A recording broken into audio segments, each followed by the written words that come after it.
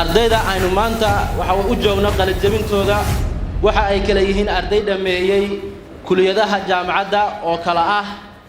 kuliyadda shariicada iyo qaanuunka, kuliyadda waxbarashada, kuliyadda dhaqaalaha, kuliyadda culumta caafimaadka, kuliyadda computer science iyo kuliyadda ugu dambaysa kuliyadda lixaad veterinary medicine.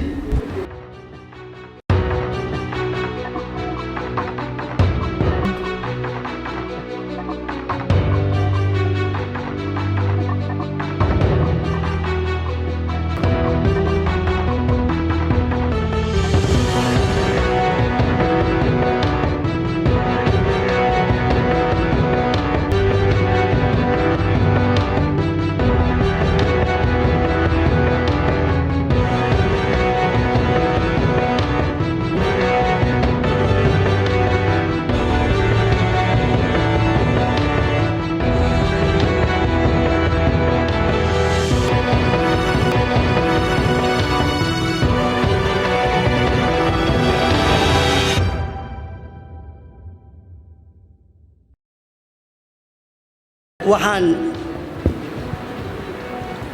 u sheegayaa ardada inay guulaysteen waa u hambaliyeynayaa waxaan u hambaliyeynayaa iyaga macallimiintooda jaamacadda badda cas guud ahaan waalidkii soo barbaariyey ee intaasoo dhan juhdiga u soo galay inay maanta gaaraan meesha ay joogaan aqoontu waxbay saxdaa sal iyo raad bay dhigtaa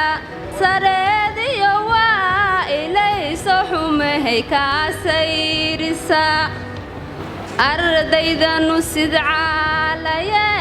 rafaadka u soo saqdhaxay weliba seexashadii ka tegay farxadan ku sagootine marqura sacabada u tuma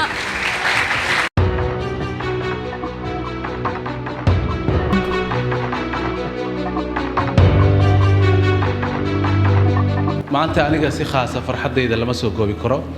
laba farxad ayay tahay farxadayda koowaad waxa weeye inaan ka qalin jebinayo mid ka mid ah jaamacadihii aan rabay ama faculty-ga aan rabay muddo inaan dhigto oo ah kuliyadda shariica wal qaanuun oo aan waagan ardayga ahaa aan waddanka ka furayn markaas laakiin alxamdulilah ilaahay mahadis kadib waxaa suurtagelisay jaamacadda badda cas sidoo kale farxaddaas waxaa ii dheer inaan ka mid ahay macallimiinta jaamacadda oo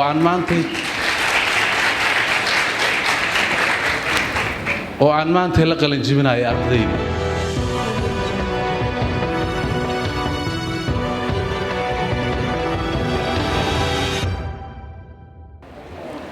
waxaan hubaa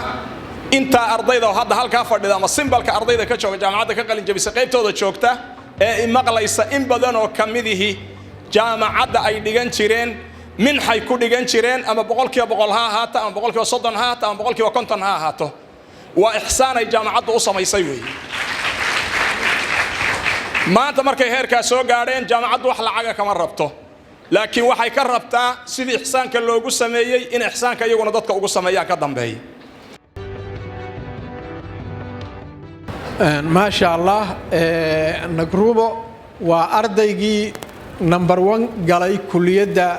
banking and finance أما finance and banking opportunity جانس كذا وحكر دقة إنه يكمل نقطة شغالها سلام بانكي يضع وحشر دي الله وحر دون إن شاء الله وما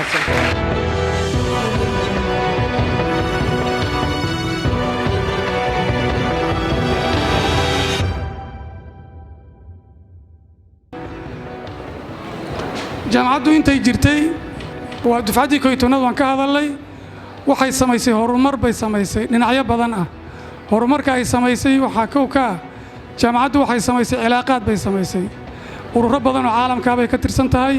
sida ururka jaamacadaha carabta ururka jaamacadaha dawliga sida jaamacadaha Afrika ee islaamka weeraan waxay ku jirtaa dhowr iyo 10 waxna waa bilateral waa heshiisyo gaar ah waxna waa ururo ay ku jirto ilaa 5 ururo waaweyn bay ka tirsan tahay heshiisyo badanna way ku jirtaa oo bilateral oo jaamacada waxaa kaloo la shaqaysaa hay-ado badan oo caalamiya la shaqaysaa oo international organizationa way kala shaqaysaa researchka way kala shaqaysaa mashaariicda dhinacaasna waxaan isleeyahay waa tallaabo hore loo qaaday tallaabooyinka hore loo qaaday waxaa ka mid ah tusaale ahaan hadda saaka waxaynu soo aragnay kuliyad shareeca oo la dhisay waxaynu aragnay laabka caafimaadka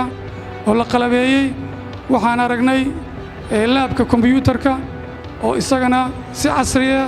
oo noociisu uu naadir yahay in loo dhisay oo loo qaabeeyey iyaduna waxaan isleeyahay waa guul u soo hoyatay jaamacadda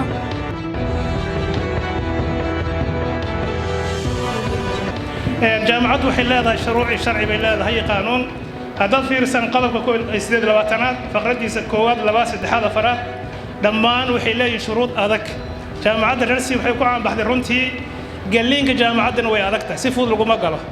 ka bixiduna ma fududa qodobadan aad waxay u adkaynayaan inaysan marna suuragal ahayn ayuu shuruudahan aysan ka soo bixin in ardayga la siiyo wax shahaado ah 7 faculty weeyaan inta hadda qalin jebinaysa waa 13 department wiilashu gabdhuhu almost way isku dhow yihiin runtii maadaama ku hadlay magaca guddiga boorka waxaan caddaynayaa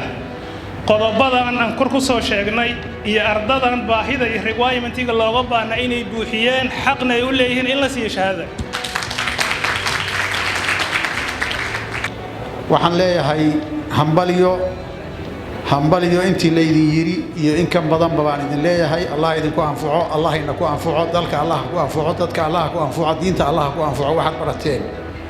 idinkana waxa idin saaran dadaal qof kasto halka soo istaagaba wuxuu idin sheegay mas'uuliyad inaad qaadeen waxaan nahay anagu waalidiintii dhashay caruurtan maanta qalin jabinaysa iyo kuwa soo socda iyo kuwii hore والحمد لله رب العالمين يجنا هنقدان كوي دلك يدين يدك بانفع